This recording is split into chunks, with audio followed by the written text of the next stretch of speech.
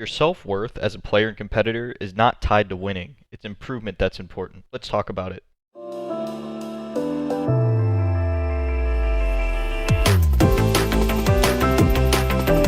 Got this idea from Zaffarino's new video about overthinking, where he said this. Thinking that you have to win in order to prove something. Like, it's helped me so much realizing I don't need to win to have this fulfillment or idea of my self-worth, because people are fickle in nature anyways, right? I think this idea of deriving your self-worth from anything but wins is very important. Winning is not the end-all be-all of you as a player. Your improvement is. A player who abuses gimmicks and rank to get points and get to the next rank is going to hit a wall at some point.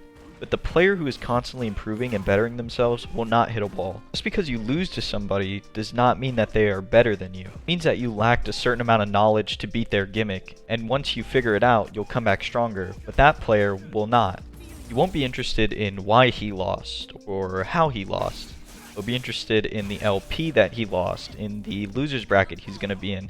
He's not interested in improving. He's interested in winning. This mindset that winning is the end-all be-all is setting yourself up for failure. It's a self-sabotage.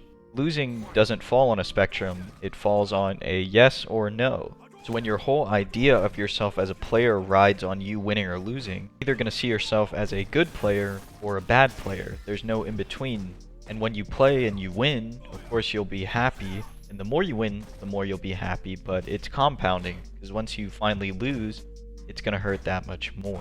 That's why I think one of the most important things you can do as a player, as a student, and as a person is to adopt an improvement mindset. Playing to improve, your wins start to fall on a spectrum rather than an ultimatum. For example, in this gameplay that you're watching, there's a Colleen combo that you'll see when I'm in V-Trigger. In the corner after EX hands, I'll throw Ryu up in the air, and then I'll, dash backwards, and then I'll do 2 of the V-Trigger little slices, and you'll see the camera zoom in. That combo is something that I've been working on.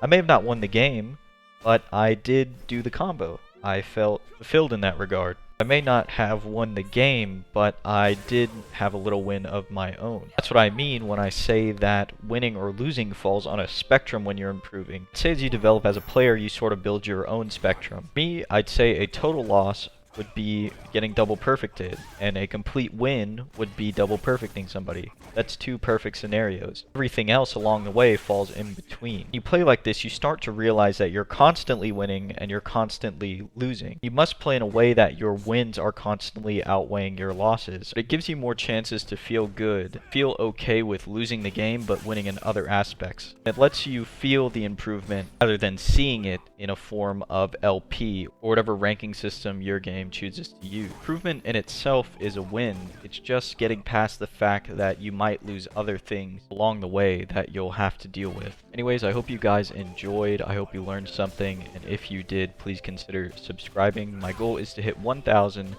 for June 11th, the release of Guilty Gear Strive. Thank you for watching.